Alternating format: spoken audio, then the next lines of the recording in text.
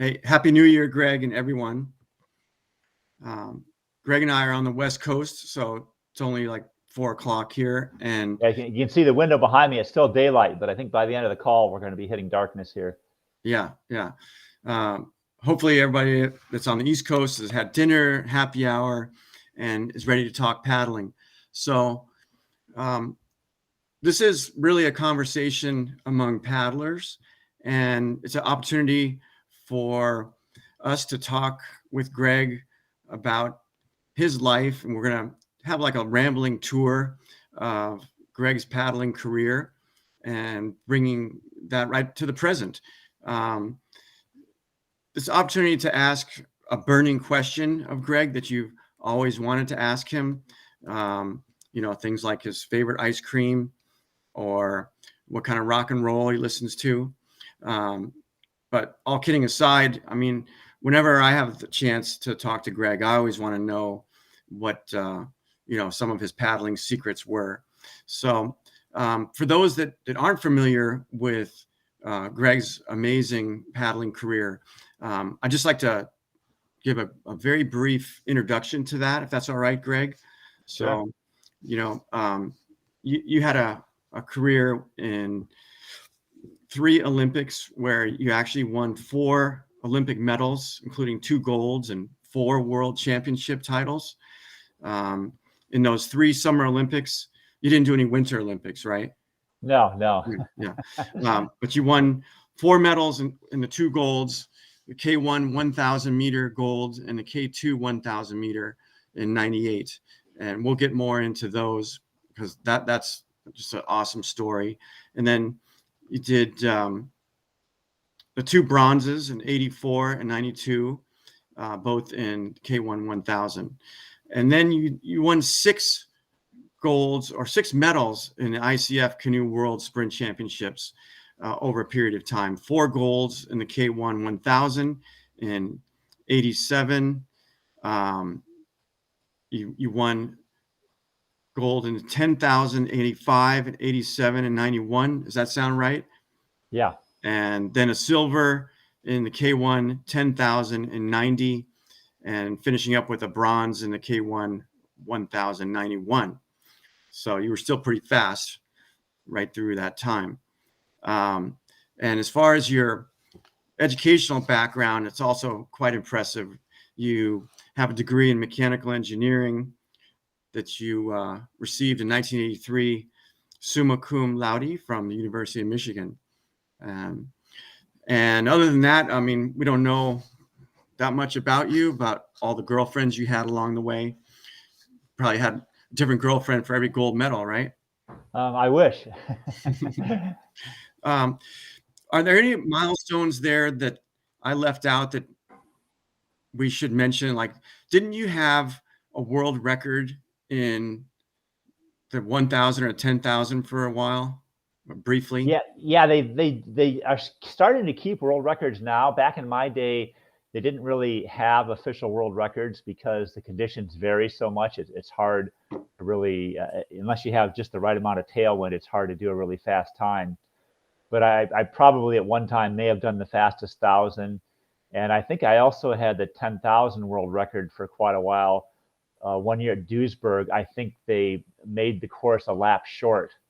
So instead of being 8 laps, they only ran as 7 laps or something. And so it was a really fast time. That was the world record for a long time. Okay. But I don't know if they even track that anymore because the 10K at the Worlds has now been moved to 5K. Uh-huh. So you cheated a little bit, but it wasn't your fault. Yeah, exactly. Awesome. I want to take this opportunity to thank Alessia for being here as our tech expert in the background.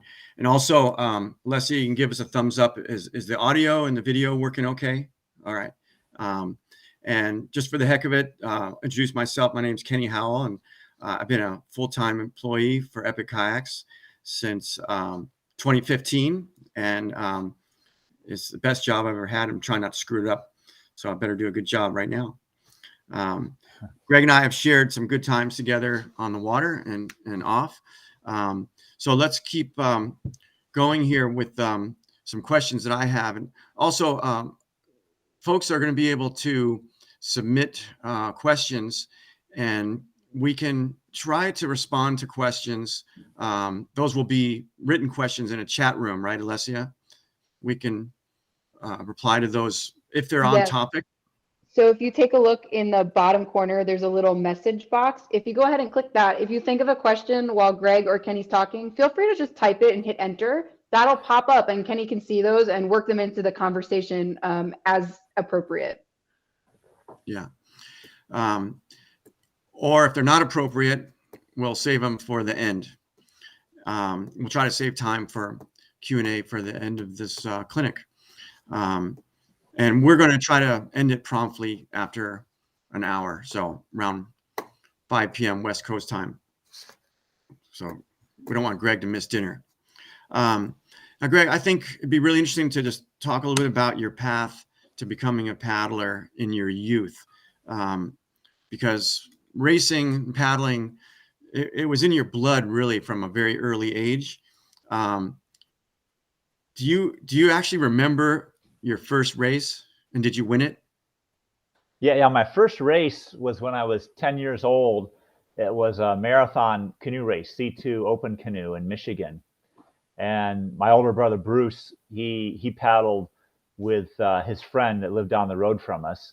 And they won the race anyway. But when they signed up, they noticed that there were only them and one other team signed up. And they had trophies that they gave to the first three finishers. And so he said, "Hey, you should enter this race, Greg." And he found Philip Kruger, who was the son of renowned expedition paddler Verlin Kruger. So they had an extra boat. So Phil Kruger and myself signed up, the third boat, but then a fourth boat signed up as well. But we managed to beat that last boat, and we got third. And I got this little teeny trophy in my first race. So I didn't win, but I was on the podium. And how old was your friend Kruger? I think he was a bit older. I was 10. He was probably 14 or 15. I think my brother was about 13, and his friend was about 15. So I was definitely probably the youngest one in the race. And that was in Michigan? Yeah, that's right. I grew up in Michigan. And there were canoe races going on all the time. Yeah. That in Michigan, the open canoe marathon paddling is quite popular. It's still popular today. They've got the Sabo River Canoe Marathon and a whole series of races throughout the summer. And so that's what I grew up doing. When I was a kid, my parents started doing some of these races, and then my older brother Bruce followed, and I followed him. And at one of these events is where we met Marcia Smoke, who was a bronze medalist in the '64 Olympics in K1 paddling, and she introduced us to kayaks. Okay, so I'm curious about those canoe races. Did you have marathon canoes, or were you paddling like aluminum Grummins? No, they were marathon canoes. Yeah. At that time. That was before the days of carbon fiber and Kevlar. So they were either fiberglass or they were wood strips. But they were made. They had specifications that they were made to, and so they were definitely racing canoes. Okay. So when did you get your first K1? First K1, later that same year, I went to a race in Buchanan, Michigan that Marcia Smoke was organizing, and we bought a kayak by that time, and my older brother paddled it, but I was able to borrow one and race as well. So that was my first kayak race. And then I think I must have been about 11 when I finally got my own kayak. Really? Okay. So you had to do extra chores around the farm to get that? Yeah. I worked on the farm, and I think, I was only 10 or 11, so I think my parents paid for half and I paid for half. So that was the deal we struck. And that was there you go. Kayak. That's fair. Yeah. Now, your older brother, he was how much older? He was 2.5 years older than me, and he was the one I really looked up to, because he was at age 11 or 12. He took the money he'd earned working on the farm and bought an aluminum canoe, and that was before our racing days. And then he got into racing, and he was also in the Olympics. In the '76 Olympics, he raced K2 and K4. And I remember going to the World Championships when I was 15 and he was 17. and he made the finals in 2 events, which was a big deal for Americans because it was very rare for us at that time to make any kind of finals in an international major competition. So you went to Europe for the World Championships when you were 15? Yeah, that was in Italy, near Rome. I think Castel Gandolfo was actually the 1960 Olympic venue for paddling. So you had to borrow a boat probably when you were over there for that? Yeah, what we did is usually the organizing committee would have boats for rent. So there was a team trials in the U.S. and we went. My brother won everything, and I barely made the team by the skin of my teeth. I think I had to have a couple of race offs, and they finally put me on. I was again the smallest and youngest one on the team. I was probably about 100 pounds at the time, and I did get selected to go in the K4, and my brother raced K1 and K2. Wow. Were those composite boats or using wooden boats? Though I was racing a composite boat in here domestically, but when we got over to Europe, everything was wooden, and a lot of people were paddling wooden boats at the time. Struer was the big name. Pretty much every paddler in international competition was racing a Struer wood boat at that time. Mm-hmm. It's really interesting to hear about that and how involved your family was in racing, and that seemed to have, a lot to do with getting you interested in the sport and racing your brother. And I was reading the Barton mold recently for all the participants. If you've never had a chance to check out the Barton mold, it's a beautiful book that's available free online in a PDF format, right? You can download. Yeah, I'm not sure if at one point we had it on the Epic website, and I'm not sure if it's still there or not. I looked for it and couldn't find it the other day, but it's not hard to find on the World Wide Web. But in there's a story about where you first beat your brother in a race, and that was like a turning point, kind of, right? Yeah, when I was 18, I finally beat him in a K1 race, and prior to that, he beat me every time. And then there was about a year where we were kind of trading off. He'd win sometimes, I'd win sometimes, and once I hit age 20, I was on my way. Okay, was that a friendly rivalry? Yes, it was. It was a friendly rivalry. I mean, we certainly wanted to beat each other, but we also paddled K2 together. In 1980, we qualified. I qualified both in the K1 and the K2 with my brother, but the Olympics were in Moscow and we boycotted them, so we stayed home. That must have been cool. Like, did you guys train together a lot? If we would. We'd go out and train together and race together. And there's something I've always wondered about. I think you've talked about this in various times in the past, but when you would go to the World Championships in Europe and you're representing the U.S. and as you continue to get better, it seems somewhat improbable for you or any Americans at that time to have success at the international level because of the minimal support. Whereas, the European countries, they had the clubs, they had government, sports organization, sponsorship. And by contrast, you were doing that with relatively little support. And off and on would train alone for the most part, correct? Like by the time you were in there's certainly university. Times, like when I was at the University of Michigan, most of that was training on my own. And it's both a numbers game and a financial game that the Europeans had a lot of clubs, a lot of paddlers. They'd have thousands or tens of thousands of paddlers in some of those countries, whereas we were lucky to have a couple hundred. And then certainly the financial support was much better for them than it was for us. Yeah. What did that feel like to you? I mean, was that intimidating, or did you just decide that you just needed to train harder and, it wasn't all that intimidating to me. I guess since I started out paddling for fun, doing these marathon canoe races and didn't have any support for that, it was just natural to think, okay, if I go overseas, I'm not going to have any support for that either. And the thing that really did stick with me at a young age was when I met Marcia Smoke, and then a few years later, Andy Toro, who was at the University of Michigan. And both of them had Olympic medals. And I remember just thinking that was the coolest thing in the world, that these people had won Olympic medals, and that I wanted to do that someday. And I think it also helped having Bruce, seeing him make the finals at Junior Worlds that time, that I realized that it was possible for an American to at least have a decent finish and race against the bigger countries internationally. Yeah, yeah. So can you say a little bit more about what your motivation was to compete at the highest level? I mean, as you became more successful, did that just fuel your desire for more? Yeah, I think for me, I think I was a very impressionable age, in that age 10 to 12, when I met Marcia and Andy and some of these other paddlers. And I just really clung on to it, and I just thought it was the coolest thing in the world, and that's what I wanted to do. And so when I made Junior Worlds, even though the first Junior Worlds I got trounced, I went back 2 years later, missed making finals in a photo finish, and then started making senior teams, and eventually started making finals. And so each time that I saw a little bit of success, I was motivated by it.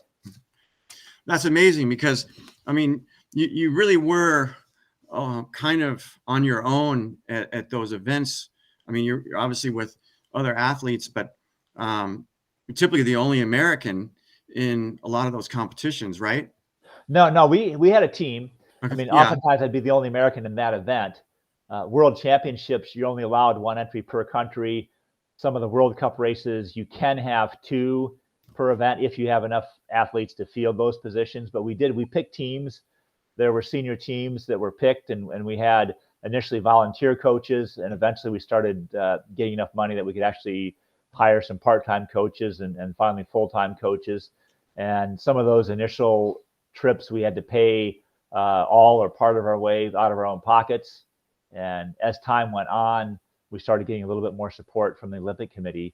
And the later stages of my career, at least the international competition was fully funded. The training was on our own, but we got some help traveling and going to events. Yeah, I thought I'd read, in some context somewhere, that there was kind of a amazement on the part of some of the international competitors of the fact that you were there at all. Is that true? Like, what was the reaction? I think they were surprised when I started making finals and winning medals, because the U.S. was typically a really weak team internationally.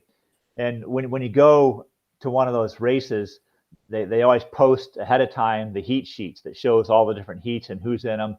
And you'd oftentimes and say 3 advance, and so you're looking down the heats and trying to say, okay, who's in there that's going to beat me, and who might I be able to beat, and who's going to be a close race. And certainly anytime there was a German, a Hungarian, a Soviet Union paddler, it was just assumed that they were going to beat the Americans.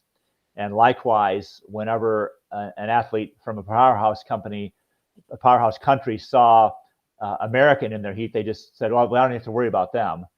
And I remember when I was 20 years old, being over in Nottingham, England at a World Cup event.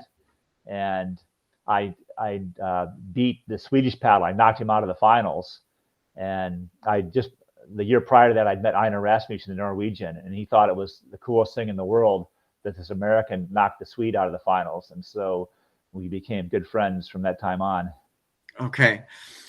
So was that kind of like the Jamaican bobsled team showing up in the Olympics? All of a sudden you were there and they're like, where did this guy come from? Or a little bit. I mean, we'd had bits of success in the past. I mean, we had Marcia Smoke won a bronze medal. I think that same Olympics we won a silver in the women's K2. You go back even further, Frank Havens won a gold medal in the 52 Olympics. So we had some success, but at that point, certainly nothing recently.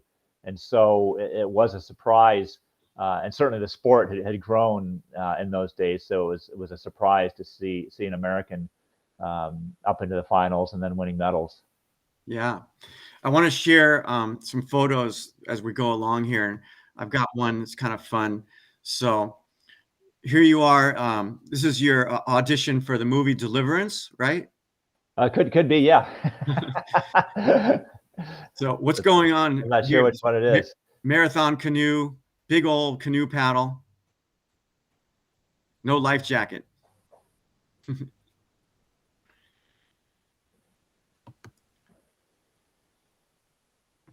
It's not showing up there, Kenny. Oh, it didn't? Trying to share. Well, there was a canoe paddle. I couldn't share it. I'll try it again here in a minute. It's a really cool photo of you in a canoe. Let's try another one.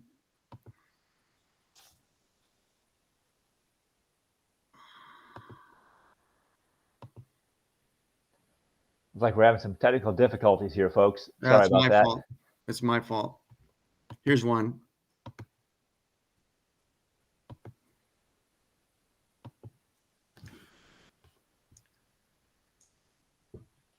It's trying to load. Okay, here we go. Now it's saying Kenny Howell presenting. Oh, there it is. Yeah, there we go. So is there an image of you in a K1? Yeah. Mm-hmm. Yeah. And that must be right around 1988. So we're getting ready for the Olympics. Yeah, I think that was in Lake Placid, just prior to the Olympics. And I believe that was Time Magazine sent out a photographer. His name was Joe DiMaggio, no relation to the baseball player. But I think he's the one that took that shot. Okay. And what is that paddle? The blade on that thing is enormous. Yeah, that is the original wing paddle developed in Sweden. It's one that I made, but it's the first wing paddles were that shape. They didn't have any twist in them. They were the widest point was 2/3 the way up the blade. But at the time, that was the fastest paddle.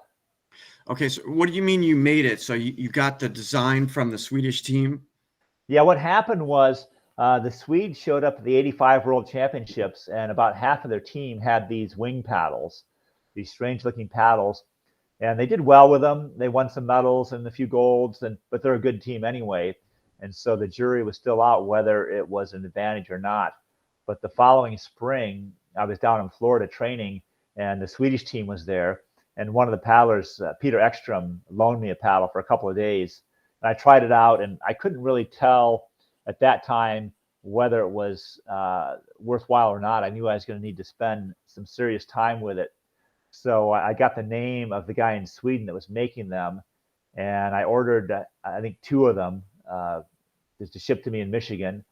And then when they showed up, the first time I took it out, I cracked it, and I was constantly repairing it. So I finally made a mold off of that paddle and made my own. I actually sent a letter to the guy and said, "Hey, I'm making my own paddle. I hope that's okay," because the other ones were breaking. And mine was also 100% carbon fiber, so it was about almost half the weight of the original fiberglass version. So you couldn't just go out and buy a wing paddle? The only place you could buy them at that point was from this company in Sweden, the originator of it. And then eventually, within a year or two, there were some other companies that were starting to make them that were showing up. But at that point, the option was to buy one from them or make your own. So I figured I had a company making canoe paddles at the time, and was familiar with using carbon fiber. So I figured I could make my own that was better than what else was out there. How long did you use that for? I used that paddle. Well, I made a few of them, and I used those, I think 86, 87, 88 Olympics. And then 89, I kind of took a year easier, but at that time, that's when Einar Rasmussen came out with his shape, and I got a paddle from him. So I started using one of those, and then a Van Dusen paddle from there. So I used my own wing paddles for about 3 to 4 years.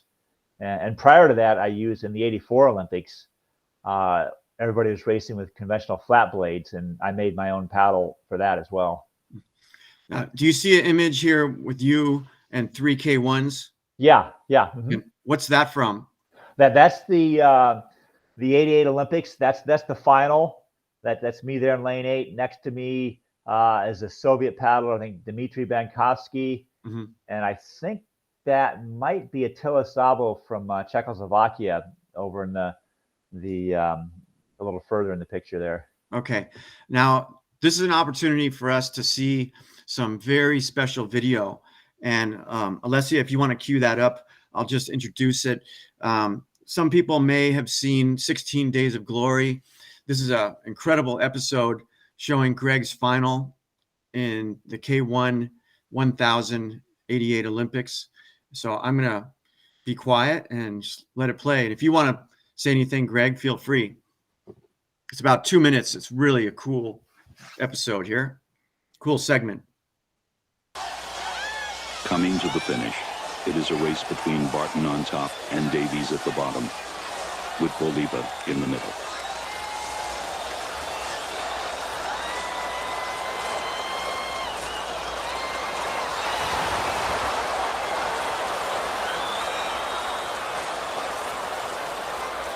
For several moments, there is no announcement. Neither Greg Barton nor Grant Davies knows who has won. Nevertheless, Greg Barton paddles over to Norm Bellingham. In less than 90 minutes, they must be at the starting line for the doubles final. I remember right after the race, I made sure I got the doubles boat out and had it right near the boat dock, so as soon as he finished the race, he could see me paddle on over and get out of his singles and get into the doubles so he could warm down properly. I wasn't too concerned how he was going to do because I figured he'd win. I didn't want him thinking too much about what happened in that race because he had to concentrate on the most important race, which of course would be the race with me. As Greg Barton and Norm Bellingham prepare to paddle off, the scoreboard flashes the results. Grant Davies of Australia first, Greg Barton second, and Andre Voliva of East Germany third. I thought it was a mistake because my coach had told me I'd won. A few people had said I'd won, and I said, they've got this wrong. I hope we've got somebody in the photo finish room checking this out and making sure that they've made the right decision. And at that time, a lady came around with a sheet of paper, which all the medalists signed. I could see that Grant Davies from Australia had already signed for the gold medal, and she told me to sign for the silver.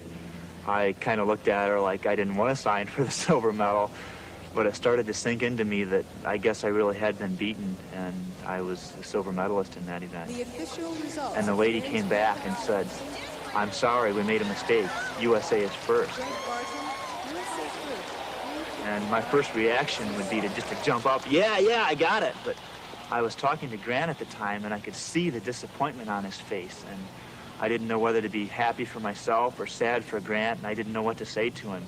I just reached out and shook his hand, and Grant was a real good sport about it. I was amazed. He congratulated me and said that he was happy to be Olympic champion, even if it was only for 10 minutes. The replay proves that the officials had indeed misjudged the finish.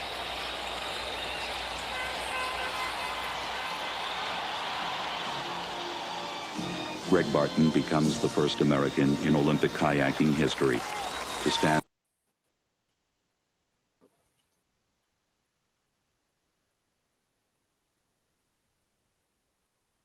Okay, so I think we're back now.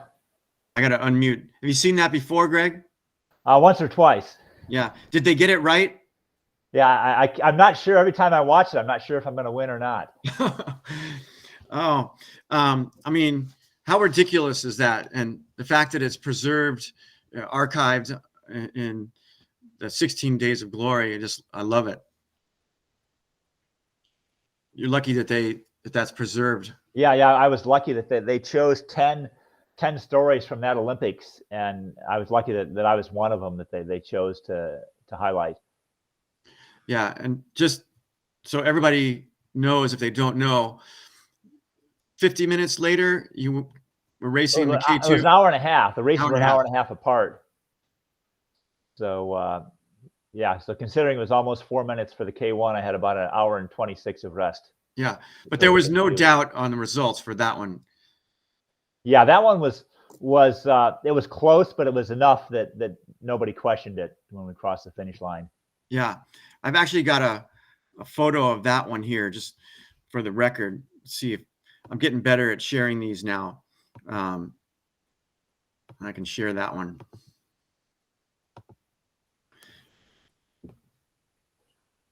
Isn't that you and Norm? Can you see that one yet? It says presenting. Okay, yeah, there it is. So not as Yeah, close. Look up to the top. That's Norman and me, and then down at the bottom is the New Zealanders, Ferguson and McDonald, that were second. Yeah. So nice job. I've always wondered something, and I'm sure you've been asked this before, but I think you've talked about it a little bit, but how did your life change like immediately after winning those 2 golds?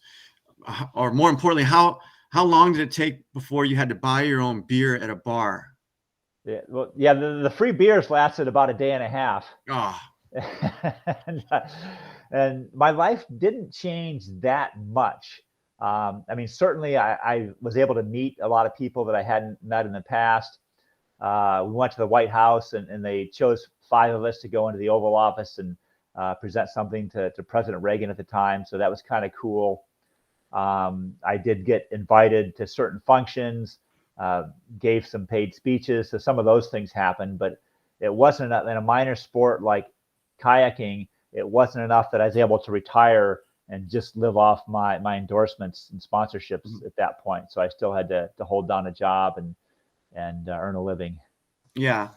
But what about Norm? I mean, he got on some like posters, and he's showing off his muscles. Yeah, he did. There was a Gap poster. I think it was a magazine ad, and it was a poster in some of the big cities that for Gap jeans, and he was shirtless, holding a kayak paddle, and wearing. Actually, I think it was the shirt. I think it was the shirt was actually he had the shirt slung over his shoulder, and he was shirtless, holding a paddle, and that was an ad for Gap shirts. So he did that. He was trying to play the modeling side a bit. We had an agent that set us up for speaking engagements. He also arranged for Norm to try out for one of the Madonna videos. I can't remember which one it was, but it's the one where it's got mermen, these men diving out of the water with fish tails, and he unfortunately didn't get that gig.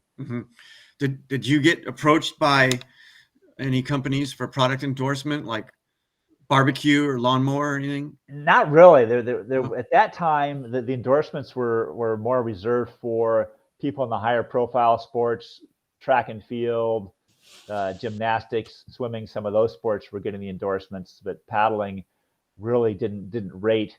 And the only thing that was somewhat lucrative was going on the speaking circuit. Like I said, I had an agent he would book. I'd fly off to someplace, a convention, and give a talk about what it was like training and going to the Olympics and some of the things we went through, and that would pay, depending on what the group was, anywhere from $500 to a couple $1,000, and it wasn't enough to get rich off of, but it did was actually, when Justine and I got married, that was a down payment on our house. So it was a nice little chunk of spending money. Nice. You just didn't blow it all in wild parties. Yeah, no, it would have gone pretty quickly. I couldn't have partied too long on that amount of money. But there's no doubt that, it was incredibly inspirational for anybody that was paying attention.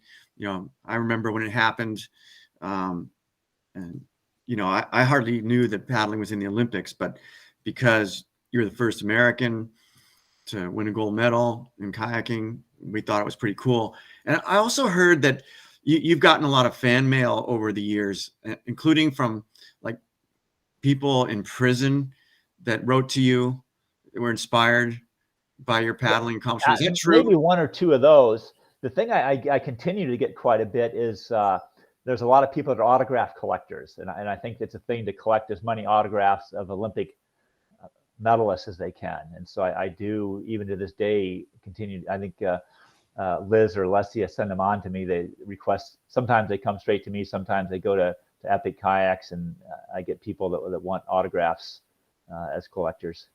That's a good one. Yeah. I got mine in person. I recommend that.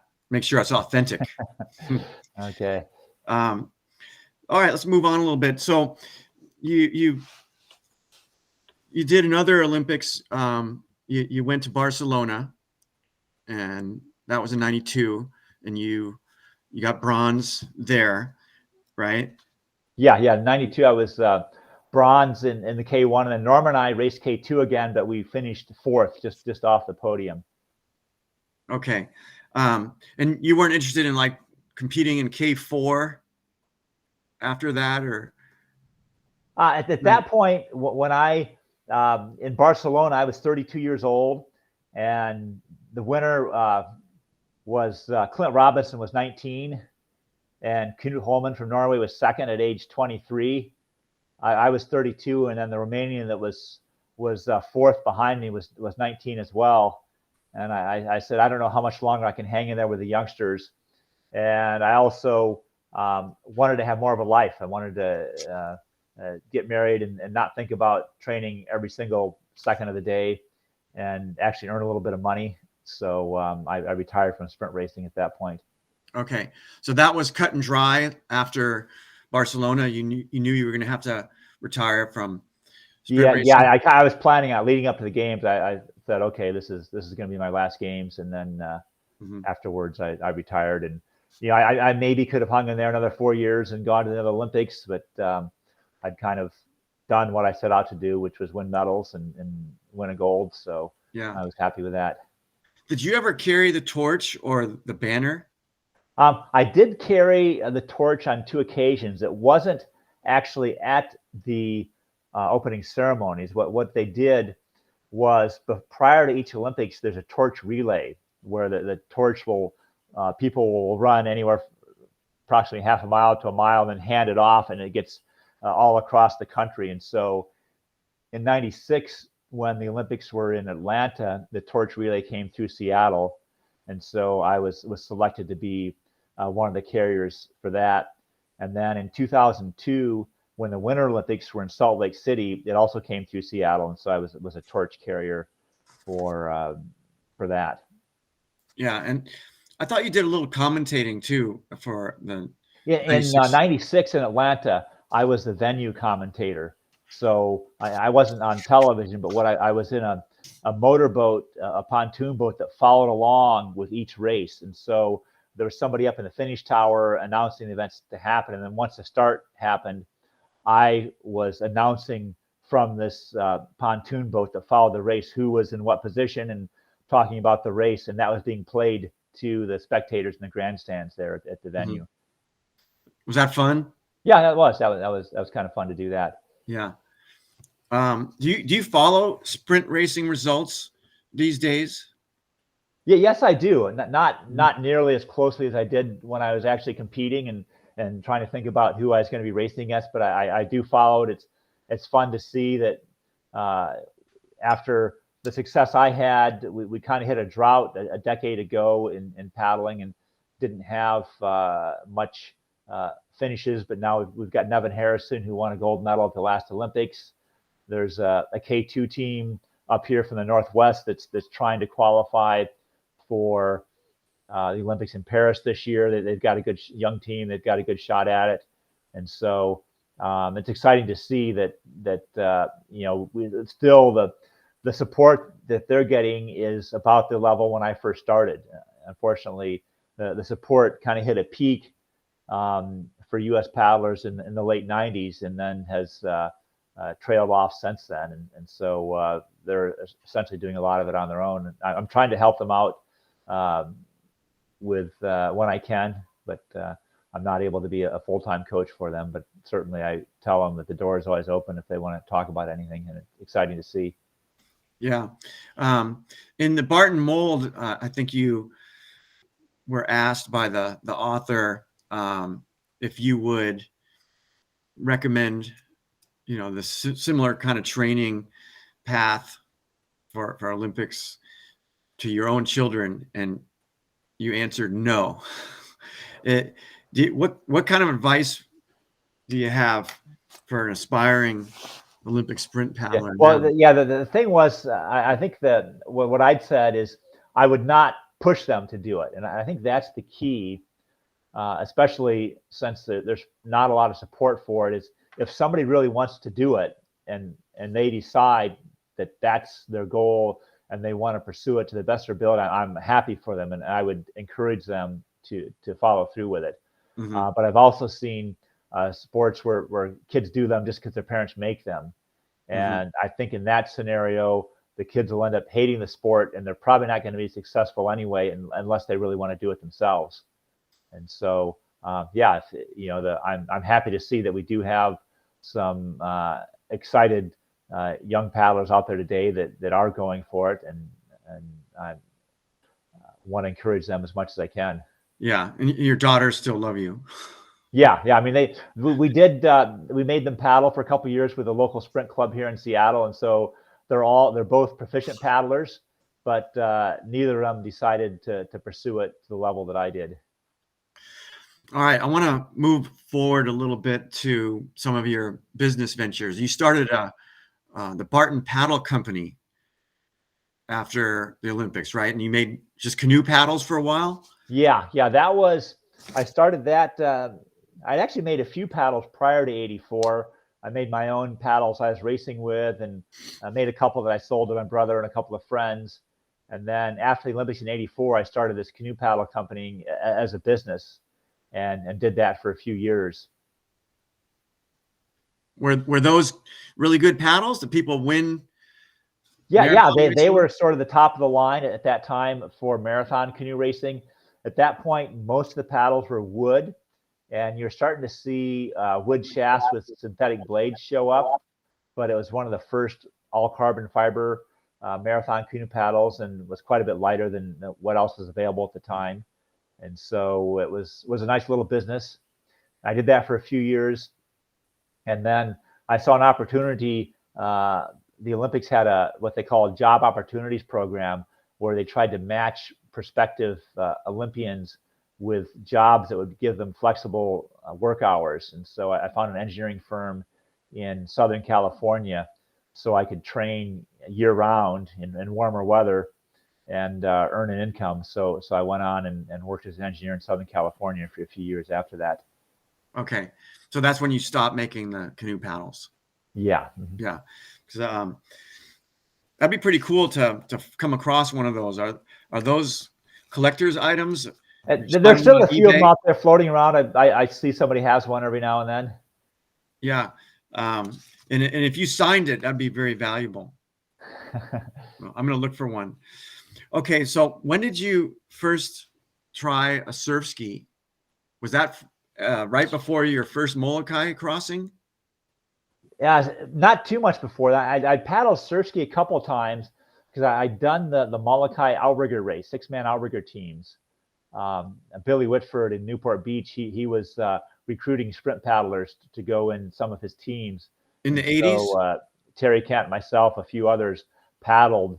So I'd done a few of those. And afterwards, after the race, the day after, we'd go over to Marshall Rose's house there on Oahu, and he had a bunch of skis, and he'd let us try them out. So we'd take them out, and we'd try to surf the waves coming in, and we'd fall off and have a great time with it. So I'd only been on a ski a couple of times.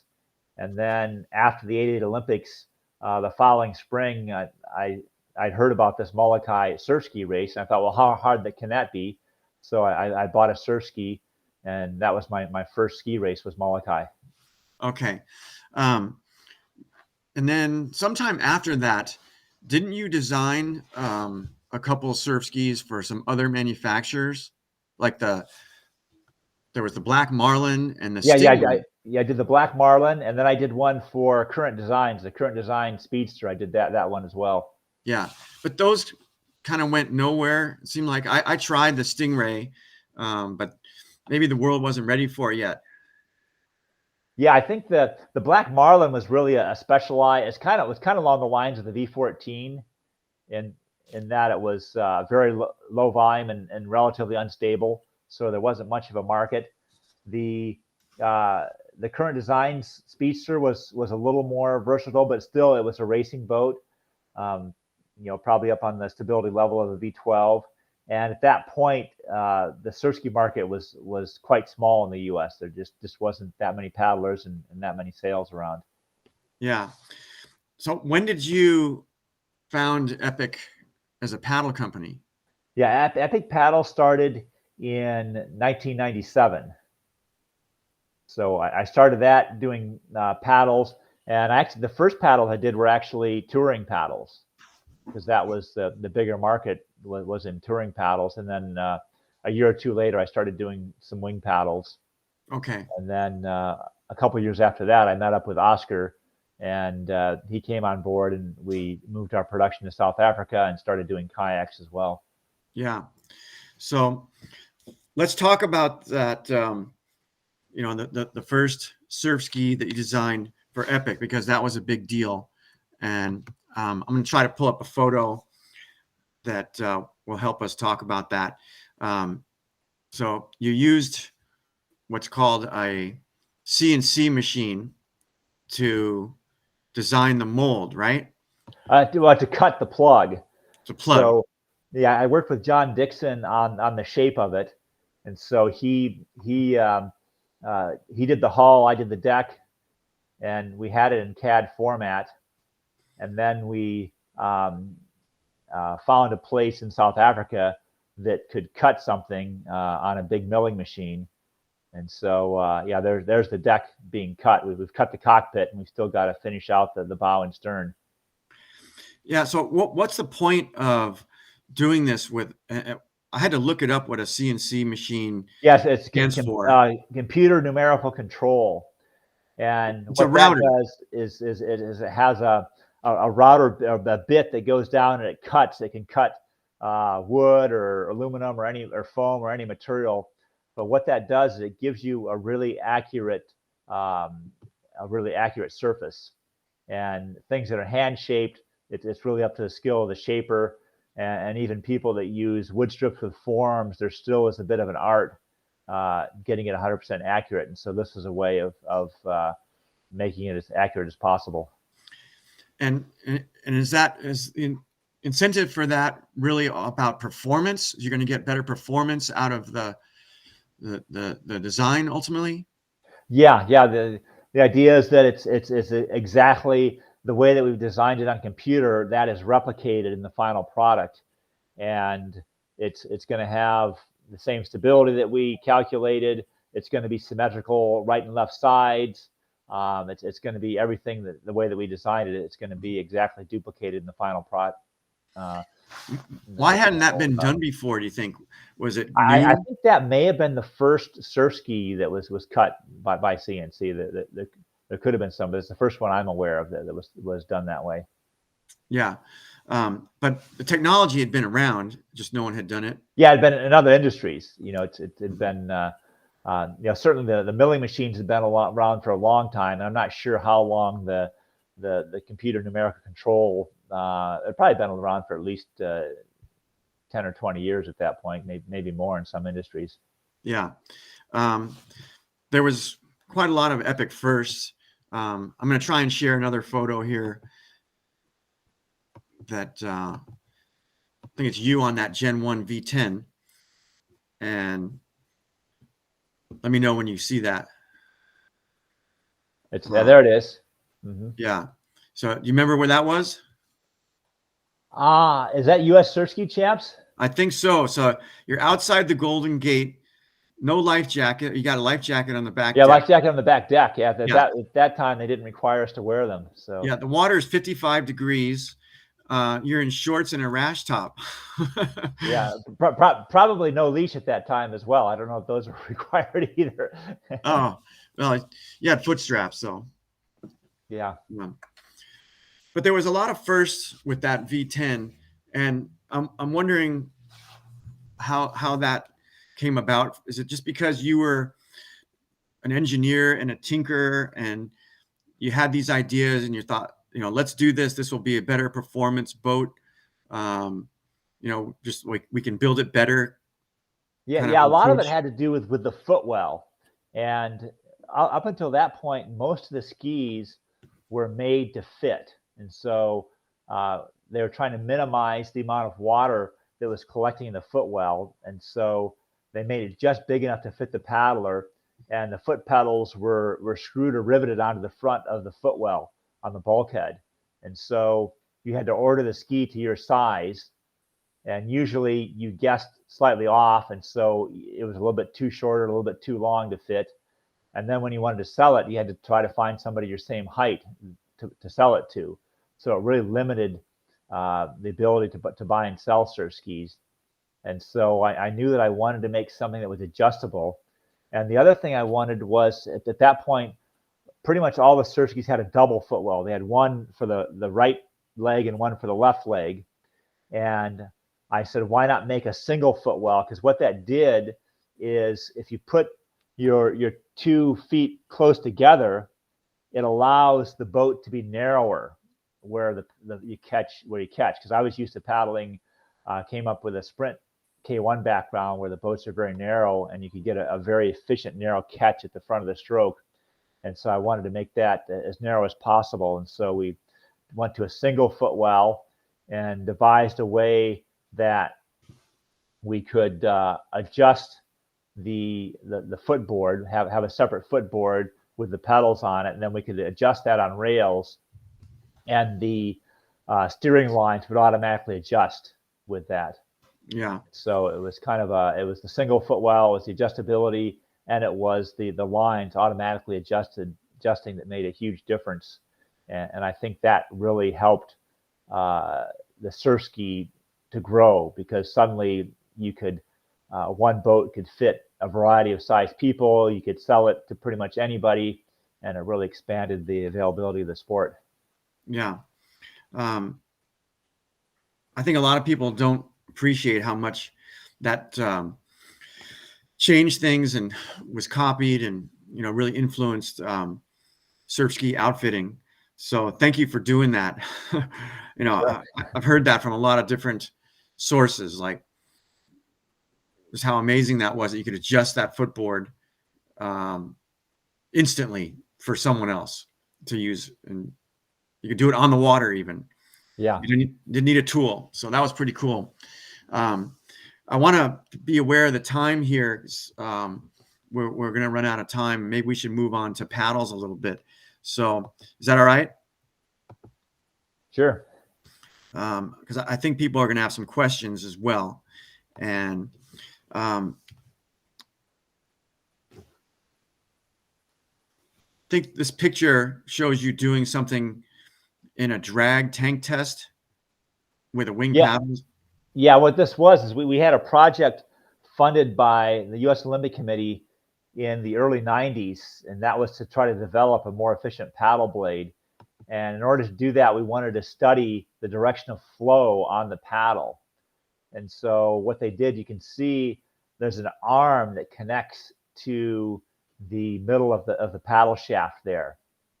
And what that does, it can tell then through the various linkages, each linkage that can rotate or move had a potentiometer on it that would tell you how far it had moved or rotated. And so this thing was, it could move in all directions, rotate, move any direction, and these linkages would follow with it. And then we also had, you can see taped onto the blade are these little telltales that sailors use sometimes to see which direction the wind is flowing, how well it's flowing over the sail. So we put that in to try to see how the water is flowing on the blade. And then we ran that down the testing tank, collecting all the data. Why are your hands so close together?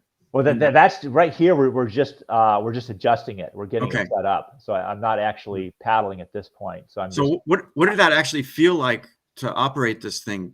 Was it normal paddling? It was kind of odd because you had a little bit of resistance from the arm that, it had some mass. I think it was counterbalanced with a spring, but there was some mass to it, and and a little bit of resistance in the linkages. So it definitely felt a little bit odd. And then also the boat was connected to this carriage, and it was run down the testing tank at the speed that I would typically paddle at.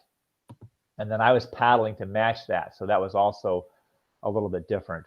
But it was the best we could come up with of a way to try to duplicate the paddle stroke. Yeah.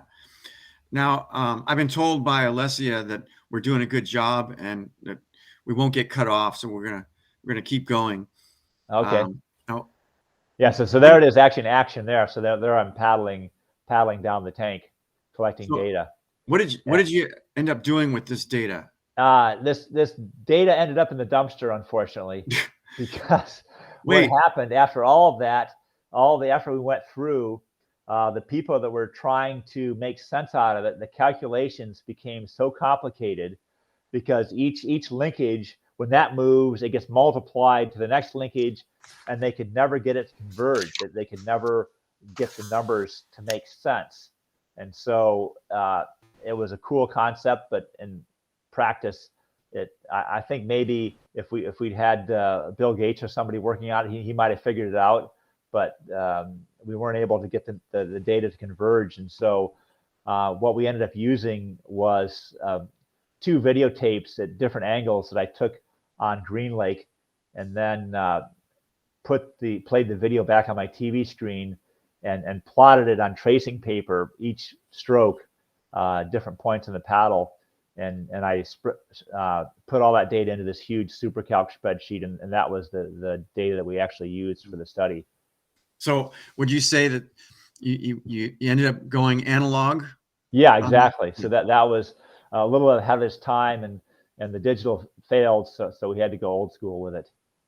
And is that how you came up with the mid twist? I mean, not the mid twist, but the mid wing.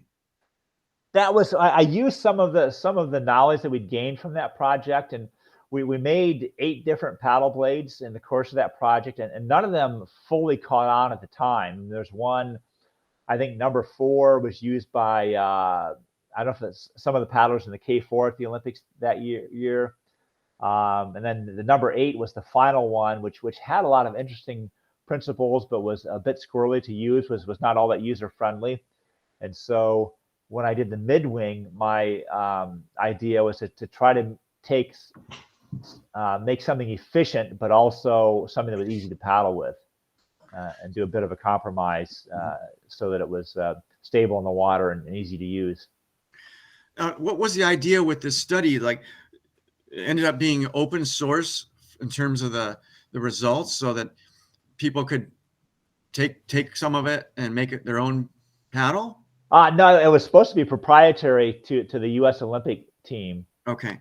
But a few of those paddles did make their way out. That people on the team had a few of the paddles, and they sold them or let friends use them. And so some of those paddles did end up getting copied and then modified. And so some of the current paddles out there are loosely based on that 8th paddle that we did. It's been modified to try to make it more user friendly, but there are some other paddles out there in the marketplace that were based on that paddle. Okay. But what about you? How did you get the data? Was it because you were I was part of the investigation. So so I was creating and privy to a lot of the data, and then I also had some of the paddles, and I was always tinkering myself, making prototypes. I made a prototype in '88 prior to the Olympics, which I didn't use, and made another one in '92, which I didn't use. So I was always tinkering with my paddles, trying to find something better. And then over the years, I was trying to figure out a way to maintain a lot of the twist that was in that number 8 paddle, but still make it feel stable in the water. And so after several prototypes and a lot of tinkering, the mid twist was a result of that. I know from some of the comments we're getting that people are really interested in this, in the mid twist. And I found it fascinating in talking to you about the mid twist, as we were getting ready to announce it, and it's been out for about 3 months now. But you said that some of that some of the concept for the mid twist came out of that study, and that was paddle number 8, as it was called. But it had a lot of corkscrew effect, and you always wanted to kind of go back to that. The mid wing, which has been so popular, for so long, and the small mid, they were very relaxed, if you like. They just seemed very user friendly for a wing paddle. But now you kind of went back to the drawing board, worked on this mid twist concept to remove the corkscrew effect. Can you say a little bit more about that? I think people are really interested in how you developed that. Yeah, I did. I mean, I went back to looking at all the inflow angles of the direction of water flowing over the blade that I'd actually plotted on the TV screen and calculated in a spreadsheet. So that's what I went back to, that data. And the thing that's clear from that is the water flow is constantly changing. You've got the catch is flowing one direction. As you start the power phase of the stroke, it's flowing a different direction. As you finish the power phase, it's flowing yet another direction. And then as you exit, another direction yet. And so you have to do some compromises. What's good at the catch may not be good at the exit. And so a little bit of compromise with those, but also playing around with the area distribution on the right and left sides of the blade, trying to optimize that to counteract the effect of the paddle to twist as it goes in the water, to act like a corkscrew going in to counteract that. And so I played around with a lot of the area distributions with that until I got something that I was happy with. Yeah. Now, Greg, I think you've said that the mid twist has more twist than any other paddle out there right now, or if not more, close to it. Yeah, as far as more than anything I'm aware of. I mean, there may be something else out there, but certainly more than any of the other popular paddles at this point. Yeah, but the thing I found interesting, I think you also believe that some of the paddles that were inspired by that early iteration, the number 8, they had to detune them, take out some of that twist effect, and the result is that the mid-wing, the good old mid-wing, has more twist than a lot of other paddles out there still, right? I would say that the mid-wing probably has similar twist to a lot of the paddles that are out there, but yeah, it's from the number 8, most of those that survived or were modified, part of the modifications were to remove some of that twist, and I think that was both to make it more user-friendly and also probably to make it a little bit easier to manufacture. Because it's one thing to have something that's super efficient, but if you can't feel comfortable using it, you're not going to be any better off. It's the same thing with boats. If you take a beginner paddler and put them into the V14, they're going to be swimming, so that they're better off in a V8. And with paddles, you can have something that's theoretically very efficient, but if it doesn't feel stable and comfortable in the water, you're not going to go very fast with it. Yeah. Well, I consider myself kind of like a advanced intermediate paddler, and I've been using the mid twist for about 3 months now, and I find it challenging in a very good way, and I think it's another game changer. And anyone that hasn't tried it yet, you're in for a treat if you have a chance. I think it's really got the potential to improve the paddler's performance. Now, the size of the mid twist, it's smaller than a mid wing. So are you thinking it's got less surface area than actually a small mid, but it's more efficient. So are you thinking about doing another couple versions of the mid twist? Yeah, I think so. As time goes on, a year from now, I'm hoping that we've got a few different sizes out there. Certainly, because it's so efficient, the small size works well. It feels almost as aggressive as a mid-wing, or maybe similar to a mid-wing, even though it's a lot smaller, because it's so efficient. It grabs the water so well. But I do think that there's probably some room out there for some other sizes, and hopefully within the next several months to a year that we'll have some other options out there. Cool. Well, that was some shameless product placement on my part, right? So thanks for going over that.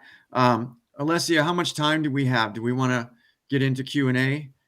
I could keep going. Yeah. Kenny, you're welcome to go as long as you'd like. We won't get cut off at any point, and maybe this is a time to wrap it into some of the questions that we've got in the chat box that didn't get answered, or let people ask some other questions. Okay. I only see a small number, like only 2 in-call messages in the chat box. Are there a lot more? I saw some kind of pop up momentarily. I'm not sure how to get to them. Oh, here we go. Yeah, if you scroll back up to the top, oh, yeah, there might be actually, just a couple. it's come up. I think it just took a while. Oh, you got to scroll. Okay. Yeah. Greg, do you want me to kind of? Yeah, if you want to pick a couple out, then. All right. Here's one by a friend of ours named Bob Putnam. What was the coolest trophy you've ever won? The coolest trophy. Got to be a beer mug. Yeah, I thought it wasn't really a trophy, but was when I was at the Molacabra race. They gave to, I think, the podium finish. They gave us these little models of these traditional sailing canoes. So that was kind of cool. And yeah, I've got some other kind of odd ones that are cool. I have to go back and try to remember which ones they were. I remember at the World Cup race in Duisburg, they would give these pewter cups to the winners, and that was a kind of I remember Norman Bellingham it was a big deal to him if somebody had one of those, and he was really jealous when I got some of those at the '87 Worlds, because he was studying German at the time, and the pewter cups around the top said Weltmeister, which is means world champion in German, and so. Yeah. So your K2 partner, Norm, he had trophy lust. Yeah.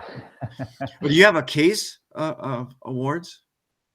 Actually, I don't. I remember when my parents were living in the big farmhouse, they had an award case that we kept a few things in, and I've got a few plaques and ribbons and things kind of scattered around the house, but I don't have any formal display of anything at this point. Where do you hide your gold medals? I keep it locked up in a safe box. Okay. Yeah. Here's one that I think could be helpful. Am I allowed to say the person's name, Alessia? You do what you want, Kenny. Okay. Malachi Montoy. I have the new mid twist, but have used a small mid for a few years. I'm having some trouble with the twist in regards as my hands sliding demonstrably left. Any suggestions? I do love the catch and release, but it's likely my technique. I'm working on my stroke with an online coach. So if his hands are sliding, what's that about? Hand sliding on the paddle shaft, or the paddle blade is moving out away from the. And he says his hands are sliding demonstrably left. My hands. Sorry, can I interrupt? Hey, Malachi, okay. There he is. Try to keep it brief. Keep it brief. My hands, they don't slide on the small mid, and I love the catch on the mid twist, but my hands are sliding left. I don't know if it's a circumference thing on the paddle or if it's just my poor technique, but if you run across that at all, thanks. Okay. Well, there's two things that could be happening. One, if the shaft surface is too slippery and you're having a hard time gripping it, what I do, like the mid twist has a really shiny, slippery shaft. And so on mine, I take some 2000 grit sandpaper. It's really fine. And I just lightly go over that with 2000 grit, just take a little bit of that shine off. And if you sand it too much, you'll get blisters, but you want to do just enough to give you a little better grip. So that'll help your hands from actually sliding on the paddle. The other thing that you can do, when I was sprint racing, I always did it, and I've actually started doing it again now, is you can take some electrical tape or some sort of tape and wrap it around the shaft. And you can either do it, I tend to do it just on the outside of where my little finger is, so that I can feel it with my little finger. And if I start going on top of the tape, I know I'm going too wide with my grip. And if I get far enough in that I can't feel it, I know that I can't, that I'm coming too narrow, and I can also look down and see it. Some people prefer to put it on the inside of their hands or on both sides, but that can serve as a reference so that if your hands do start migrating on the shaft, that at least you're aware of it and you can readjust. Because most people, if they don't have any reference point, they do end up over time, they look down and they're holding one side of the paddle almost on the blade and the other hand's in the middle of the shaft. And so you want to try to keep those hands evenly spaced, and having some sort of reference can help that. Yeah, Malachi, you're not alone. And so thank you for that question. Hope that was a good answer. I'll do another question here. There's not a lot, but Greg, here's one that, it's a bit personal, but it's something that, I think comes up from time to time. So is a guy that his name is Competitive Paddle Sports of New Jersey. Greg, I want to thank you previously for talking with me about an issue we have in common, a leg length discrepancy. I didn't notice my half-inch shorter leg until I started injuring myself as an adult after running, etc. I still have chronic pain issues that are related despite some adaptations. My question, how has your shorter leg affected you throughout your athletic life? How have you been able to triumph over your challenge? Yeah, it's definitely limited the running that I would normally do more running. I have done running for training in the past and continue to do a little bit of it. And I have trouble if I start running too much, my feet get sore. I've broken a few bones in my feet from running over the years. And as far as paddling, it's a good sport for me because I can paddle completely pain-free. And the only thing I have to do is I actually block up my foot brace. I put something on it to on the short side so that when I sit in the boat, it makes up for that discrepancy in leg length, and then I'm able to paddle ergonomically with my legs. It'll keep me equal on the right and left sides. And so with that, I feel like once I'm in the boat, I'm the same as anybody else. I do have smaller feet, and sometimes I have trouble with working the pedals because they don't extend as high up on the pedals. So sometimes I'll play around with that a little bit too. Cool. Hope that answered that question. Thank you. This is Melinda. I appreciate it. All right.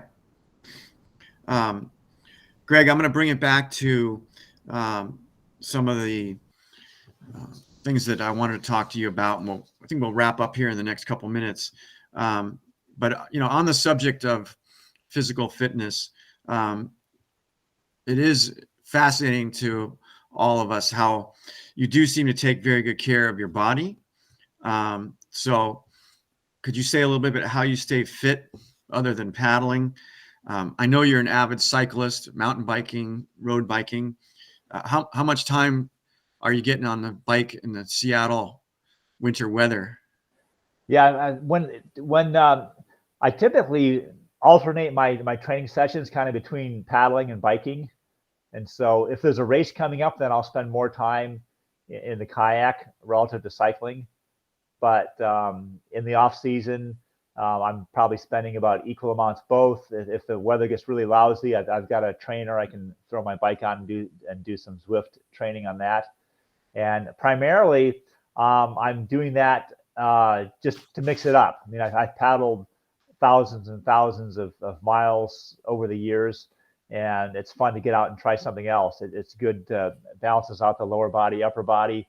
And another thing I'm finding with mountain biking that's exciting to me is even in my 60s, I'm able to see some improvement because I didn't really, I've always biked my whole life, and I did a little bit of mountain biking when I was in my 20s and early 30s, but not much. And so I really picked up mountain biking again about 5 years ago. And I found that as my skill level increases, I'm actually improving. And so with paddling, I know that no matter how hard I train or what I do, I'm never going to be as fast as I was in my 20s and 30s. But it's exciting to see improvement in mountain biking, that I can clear things that I couldn't clear before, or my times are getting faster on certain segments. So that's fun to see, that learning something new.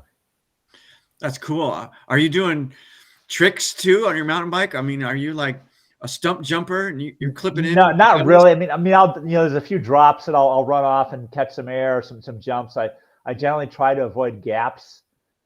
Anything, I've had a couple of injuries from mountain biking, so I'm trying to minimize those. So I'm trying not to do anything too crazy. But yeah, there are times when I'm airborne a small amount. Yeah. Okay, look, you're still racing and you have great results. I mean, you're going to be collecting Medicare soon, but what's keeping you motivated to continue racing? Just because you love it? It's fun. Yeah. I mean, I really love being out on the water. It's fun. It's fun to see how fast I can make a boat go. And surf skiing is a new challenge for me. I mean, I've been doing it for a number of years, but it definitely mixes it up. When I was younger, everything was about going very fast in a straight line, and every stroke was exactly like the one before. You're trying to pull with the same power and the same technique. And with surf skiing, it gets you out in some other places that maybe I hadn't gone before, and different types of water. And rather than just paddling at a steady pace, you're working with the waves. And so I find that exciting, and it seems like I can never get enough of it. So I enjoy that, and I enjoy being out in the water. So it's fun for me. Okay, last couple of questions. This is something I wanted to know. Do you think your downwind surf ski technique is still improving, actually, with experience? I'm finding that I think it's held somewhat even the last few years, and it really depends on how much time I get in good downwind conditions. In Seattle, we don't get consistent downwind conditions, and when we do, sometimes finding it, you have to drive a ways, or it's hard to shuttle and the water's cold. So most of my really good downwind paddling is when I go someplace else. I was over in Perth about a month ago doing some races over there and paddling, so that was fun. I'll go to the gorge, race there, go to some of these other places, go to Hawaii or someplace where they've got consistent good downwind conditions. And I find that if I spend 2 weeks paddling downwind almost every day, that I feel my skill improves, and I get a lot better. And then if I go back home and don't paddle downwind for 3 months, I think I regress a little bit. And so, yeah, maybe when I have a little more time, I'll go to one of these good downwind places for 3 months nonstop, and try to improve even more. You remember what our friend Joe Glickman said about the X factor in downwind surf ski paddling? He thought that the best elite downwind paddlers had some kind of X factor. Do you believe that there's an X factor? Well, I think there certainly is different skill levels, and I think some people take more naturally to it than others. I think these people that do have the X factor, probably a lot of them started paddling open water at a young age.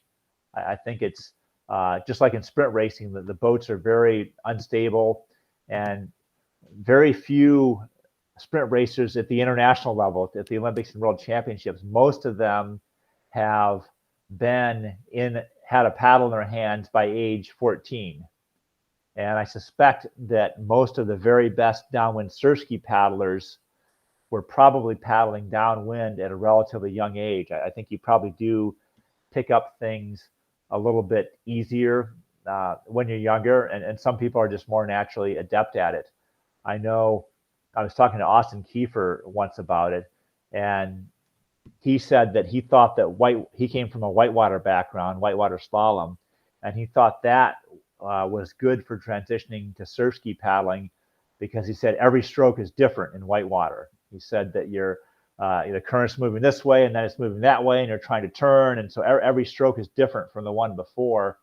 And surf ski is a bit like that as well. You're trying to accelerate onto a wave. Okay, you're backing off and riding the wave. Now you're turning. Every stroke is different. Whereas my background in sprint racing, for 20 years, I was trying to make every stroke exactly the same. I was trying to use the exact same technique, the exact same power, pace it out effectively. And so I think psychologically, you need to think differently. You need to think that, hey, I'm doing downwind, and each stroke's going to be different, and I'm gonna sprint for 2 strokes, and then I'm gonna rest, and then I'm gonna turn to catch the wave coming the other way, and keep looking for it. And that does that's part of the reason I enjoy it, because it's something new, and it's something that I'm learning, and it's a fun skill. Yeah, it sounds like you figured it out. You've thought this through. But I like the X factor idea, because it gives the rest of us a chance to compete with you downwind. Yeah, there we go. So, Greg, we've gone a little bit longer, quite a bit than we had planned, but I'm going to ask one more question. What new boats are you working on? Are we going to see the V16 coming out? We definitely have some new boats coming out. We're working kind of we've always got several ideas in the works, and some of them make it to production, some don't. But we do have some new boats, both at the more entry level side and at the very upper end side, that hopefully will be coming out within the next year. I can't say exactly what time frame or even which ones those will be, but keep watching, and you'll see some new stuff from us. Cool. Yeah. Well, I want to thank you, everybody, for participating. It's been very interesting. I could go for another hour, but we'd have to get out a couple IPAs, right, Mark Ciccone? One more concept that I was hoping we would talk more about is what Epic has done, introducing stable surf skis. And, I think that really was a game changer. And the fact that the V8 is such a cool boat to paddle in all conditions, really, but especially big water, I think it's a secret weapon. And so, Alessia, when you go start doing Miller's Run in Cape Town in a few weeks, you might want a V8. Thanks, Kenny. And thanks, Greg. That was awesome. I really appreciate you both making the time to plan that and be here tonight. For the folks that are watching at home, I'm going to go ahead and end the recording, and it will be posted on YouTube tomorrow, so you can share it with all your friends that missed this awesome meeting. And in addition, watch your emails tomorrow, because if you are a participant who signed up for this call, we'll have our next raffle prize, which is going to be an Epic Kayaks Performance kayak hat. So if you're the lucky winner, that'll be, you'll know in your inbox tomorrow. So check your emails. Yeah. And Alessia, I just want to apologize for any questions that people submitted in the chat room that we didn't get to. If they want to submit that by email, we could probably answer those. We'll filter them and try to get Greg's input. Yes, 100%. So if you didn't get your question answered, I'm going to go ahead and type my email address in. It's going to be sales@epickayaks.com. So you can reach out to me, and I can pass along your question to Greg or Kenny. I'll get you to talk to the right person. And that way we can get y'all a little bit more information. Thanks, everybody. Okay. Yeah. Thanks, everybody, for tuning in, and look forward to seeing you out on the water. Okay. Hey, Happy New Year, Greg and everyone. Greg and I are on the West Coast.